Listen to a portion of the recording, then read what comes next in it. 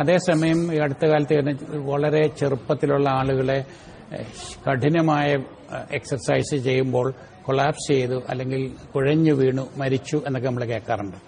Heart attack അല്ലെങ്കിൽ bypass അല്ലെങ്കിൽ angioplasty കഴിഞ്ഞ ഗ്രൂപ്പ് ഓഫ് ആളുകളാണ് മച്ച് ഹെൽത്തിയർ ആയിട്ട് മറ്റേ സൈഡിലെ നോർമൽ കൗണ്ടർ പാർട്ടിനേക്കാളും വളരെ ഹെൽത്തിയർ ലൈഫ് സ്റ്റൈലിൽ ജീവിക്കുന്നത്.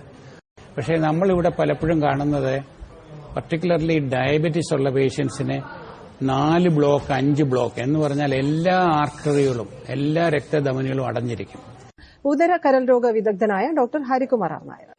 അമേരിക്കയിലെ വളരെ ഫേമസ് സ്റ്റഡിയുണ്ട്. അവര് 60,000-ഓളം ആളുകൾക്ക് ഹാർട്ട് അറ്റാക്ക് വന്നവരും ആൻജിയോപ്ലാസ്റ്റി ചെയ്തവരും അതുപോലെ ബൈപ്പാസ് സർജറി കഴിഞ്ഞവരും അവരെ ഒരു സൈഡില് ഇതൊന്നുമില്ലാത്ത അതേ പ്രായത്തിലുള്ള മറ്റു നോർമൽ ആളുകളെ മറ്റേ സൈഡിലും വെച്ചിട്ട് അവരെ ഒരു 10 കൊല്ലം ഫോളോ അപ്പ് ചെയ്തപ്പോൾ ആ ഹാർട്ട് അറ്റാക്ക് അല്ലെങ്കിൽ ബൈപ്പാസ് അല്ലെങ്കിൽ ആൻജിയോപ്ലാസ്റ്റി കഴിഞ്ഞ ഗ്രൂപ്പ് ഓഫ് ആളുകളാണ് മച്ച് ഹെൽത്തിയർ ആയിട്ട് മറ്റേ സൈഡിലെ നോർമൽ കൗണ്ടർ പാർട്ടിനേക്കാളും വളരെ ഹെൽത്തിയർ ലൈഫ് സ്റ്റൈലിൽ ജീവിക്കുന്നത്.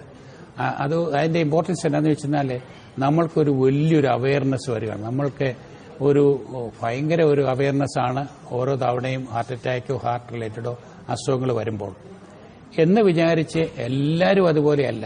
എന്റെ ഒരു ഫേമസ് പേഷ്യന്റ് ഉണ്ട്. അദ്ദേഹത്തിന് ഹാർട്ട് അറ്റാക്ക് വരുന്ന സമയത്ത് അങ്ങേര് 60 സിഗരറ്റ് വലിക്കുമായിരുന്നു.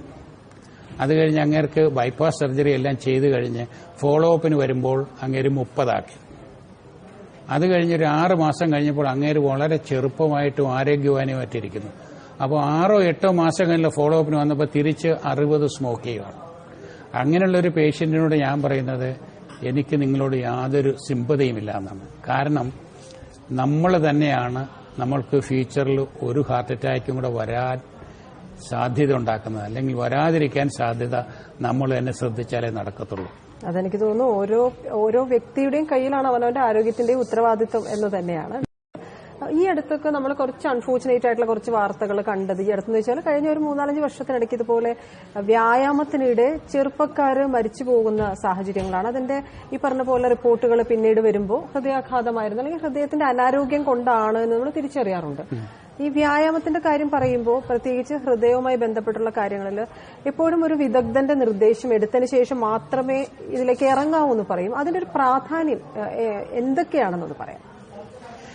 സാധാരണഗതിക്ക് നമ്മൾ എക്സർസൈസ് ചെയ്യുമ്പോൾ ഹാർട്ട് അറ്റാക്ക് അങ്ങനെയൊന്നും വരാറില്ല. നമുക്ക് എന്തെങ്കിലും പ്രശ്നങ്ങളുണ്ടെങ്കിലേ വരാറുള്ളൂ.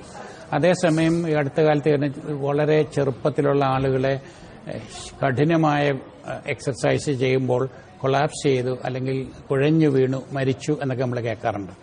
ഇങ്ങനെയുള്ള ആളുകൾക്ക് ചിലർക്കൊക്കെ ഹാർട്ടിലെ ചില തകരാറുകളുണ്ട്. അത് സാധാരണഗതിക്ക് കണ്ടുപിടിക്കാത്ത തകരാറുകളാണ്. ചിലർ അത് ECG എടുത്തും അല്ലെങ്കിൽ മറ്റ് ടെസ്റ്റുകൾ ചെയ്തും കണ്ടുപിടിക്കാൻ പറ്റും. ചില ആളുകൾക്ക് അവരുടെ ഇലക്ട്രിക്കൽ സിസ്റ്റത്തിന് ചില തകരാറുകളുണ്ട്. അങ്ങനെയുള്ളവർക്കാണ് ഈ കൂടുതലും എക്സസൈസ് ഭയങ്കര കഠിനമായ എക്സർസൈസ് ഒക്കെ ചെയ്യുമ്പോൾ കുഴഞ്ഞു വീണ് മരിക്കാറുള്ളത്. അതുകൊണ്ട് എക്സർസൈസ് ചെയ്യാനായിട്ട് നമ്മൾ പ്ലാൻ ചെയ്യുമ്പോൾ നമ്മൾ ഇതിനു മുമ്പ് വലുതായിട്ട് എക്സർസൈസ് ചെയ്തിട്ടില്ലെങ്കിൽ ഒരു ചെക്കപ്പ് ചെയ്ത് നമ്മളുടെ ECGയും ചില കാര്യങ്ങളൊക്കെ ചെയ്ത് നമ്മൾ ഫിറ്റാണെന്ന് ഡോക്ടർ പറയുന്നത് വളരെ നന്നായിരിക്കും. അത് വളരെ നിർണായകമാണ് എന്നുള്ളത് മനസ്സിലാക്കി തന്നെ അല്ലെ ജീവിതത്തിന്റെ ഒരു ഫിറ്റ്നസിന് വേണ്ടിയാണെങ്കിലും അതൊന്ന് കൺഫേം ആക്കിയിട്ട് മുന്നോട്ട് പോവാന്നുള്ളതാണ്. നമ്മൾ ഈ പറഞ്ഞ പോലെ TMT ട്രെഡ്മിൽ ടെസ്റ്റിനെ പറ്റി, എക്കോനെ പറ്റി, അതുപോലെ ആൻജിയോഗ്രാമിനെ പറ്റിയൊക്കെ പറയുന്നുണ്ട്. രോഗനിർണയ മാർഗങ്ങൾ ഇപ്പം ചിലപ്പോൾ പറയാറുണ്ട് അജ്ഞാതമായ ചില കാരണങ്ങൾ കൊണ്ടും ഹൃദയാനാരോഗ്യത്തിന്റെ ഭാഗമായിട്ട് ആളുകൾ മരിച്ചു പോകുന്ന കണ്ടീഷനെ പറ്റി പറയുന്നത്. അപ്പം ഈ കൊറോണറി സ്പാസം എന്ന് പറഞ്ഞിട്ട് ഒരു വാക്ക് നമ്മൾ അതായിട്ട് കണക്ട് ചെയ്ത് ഈ അടുത്ത് കുറച്ച് കേട്ടിട്ടുണ്ട്. എന്താണ് ഈ കൊറോണറി സ്പാസം? എന്തുകൊണ്ടാണ് ഇത് നമുക്ക് ഐഡന്റിഫൈ ചെയ്യാൻ പറ്റാത്തത്? കൊറോണറി സ്പാസം എന്ന് പറയുന്നത് ഈ നമ്മളുടെ ഞാൻ കാണിച്ച കൊറോണറി ആർട്ടറികളിലെ ചുരുങ്ങുന്ന സ്പാസം വരും. അത് ചുരുങ്ങി അങ്ങ് അടഞ്ഞു പോകും. അത് സാധാരണ ഇതിക്ക് നമ്മൾ ആൻജിയോഗ്രാം ചെയ്തെന്നാൽ ആൻജിയോഗ്രാം ചെയ്യുവാണെങ്കിൽ ആൻജിയോഗ്രാം പെർഫെക്റ്റ്ലി നോർമലായിരിക്കും. മറ്റു ടെസ്റ്റുകളെല്ലാം നോർമലായിരിക്കും. ഇവർക്ക് ചില പ്രത്യേക കാരണങ്ങളാൽ പെട്ടെന്ന് കൊറോണറി സ്പാസം വരും. സാധാരണഗതിക്ക് അവർക്ക് ചെസ്റ്റ് പെയിൻ ആണ് വരുന്നത്. ചില ആളുകൾക്ക് അറ്റാക്ക് വരെ വരാം. പക്ഷേ ഇത് വളരെ റെയറാണ്, നോട്ട് ദാറ്റ് കോമൺ. നമുക്കപ്പോൾ അതിനകത്ത് പ്രത്യേകമായിട്ട് ശ്രദ്ധിക്കാനോ തിരിച്ചറിയാനോ അങ്ങനെ എന്തെങ്കിലും സാധ്യതകളുണ്ടോ ഈ ഒരു വിഷയം? അതുകൊണ്ടാണ് ഒരു എക്സസൈസ് ടെസ്റ്റും ഫുൾ മെഡിക്കൽ ചെക്കും ചെയ്യണമെന്ന് പറയുന്നത് പലരോടും. ആൻജിയോഗ്രാം അല്ലെങ്കിൽ ആൻജിയോപ്ലാസ്റ്റിയാണ് സർജറി എന്ന് പറയുന്നത്. ഈ ആൻജിയോപ്ലാസ്റ്റി ബൈപ്പാസ് ഒക്കെ നമ്മൾ കേൾക്കുന്നുണ്ട്. ഇത് രണ്ടും തമ്മിലുള്ള വ്യത്യാസത്തെ പറ്റി ഒന്ന് ലളിതമായിട്ട് പറയാം. അതുപോലെ തന്നെ ഇത് എപ്പോഴൊക്കെയാണ് ആരിലൊക്കെയാണ് നിർദ്ദേശിക്കപ്പെടുന്നത്?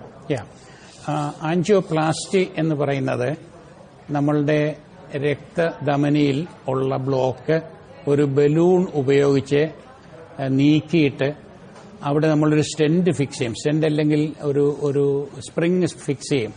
അപ്പോൾ ആ സ്ഥലത്ത് വീണ്ടും ബ്ലോക്ക് വരാതിരിക്കാനും ആർട്ടറിയുടെ വാള് കൊളാപ്സ് ചെയ്യാതിരിക്കാനും ഹെൽപ്പ് ചെയ്യും. അതാണ് ആൻജിയോപ്ലാസ്റ്റി എന്ന് പറയുന്നത്. സാധാരണഗതിക്ക് 1-2 ബ്ലോക്കുകൾ ഉണ്ടെങ്കിൽ ആൻജിയോപ്ലാസ്റ്റി ചെയ്യുന്നത്. പക്ഷേ നമ്മളിവിടെ പലപ്പോഴും കാണുന്നത് പർട്ടിക്കുലർലി ഡയബറ്റീസ് ഉള്ള പേഷ്യൻസിന് 4 ബ്ലോക്ക് 5 ബ്ലോക്ക് എന്ന് പറഞ്ഞാൽ എല്ലാ ആർട്ടറികളും എല്ലാ രക്തധമനികളും അടഞ്ഞിരിക്കും. അങ്ങനെയുള്ളവർക്ക് നമ്മൾ പോയി ആൻജിയോപ്ലാസ്റ്റി ചെയ്ത് സ്റ്റെന്റ് ചെയ്യണമെങ്കിൽ ചിലപ്പോൾ നമ്മൾ 6, 7, 8 സ്റ്റെന്റ് ഒക്കെ ഫിക്സ് ചെയ്യേണ്ടി വരും. നമ്മൾ ഓരോ തവണ സ്റ്റെന്റ് ഫിക്സ് ചെയ്യുമ്പോഴും അത് ബ്ലോക്ക് ചെയ്യാനോ അതിനോട് ബന്ധപ്പെട്ട കാര്യങ്ങൾ വരാനുള്ള ഒരു ചെറിയൊരു ശതമാനം ആളുകൾക്ക് വരാം. അപ്പം നമ്മൾ 5 സ്റ്റെന്റും 6 സ്റ്റെന്റും ഇട്ട് കഴിഞ്ഞാൽ തീർച്ചയായിട്ടും അതിന്റെ ശതമാനം കൂടും, നമുക്ക് പ്രശ്നങ്ങൾ കൂടും. അതുകൊണ്ട് മൾട്ടിപ്പിൾ ബ്ലോക്സ്, നമ്മളിപ്പം പറയും ട്രിപ്പിൾ വെസൽ ഡിസീസ് എന്ന് പറയും, 3 ആർട്ടറിയിലും ബ്ലോക്കുണ്ട്. അങ്ങനെയുള്ള ആളുകൾക്ക് പർട്ടിക്കുലർലി ഡയബറ്റീസ് ഉണ്ടെങ്കിൽ ബൈപ്പാസ് സർജറിയാണ് ബെറ്റർ. അപ്പം അതിന്റെ അടിസ്ഥാനത്തിലാണ് ബൈപ്പാസ് ആണോ വേണ്ടി അതല്ല ആൻജിയോപ്ലാസ്റ്റി ആണോ എന്ന് തീരുമാനിക്കുന്നത്.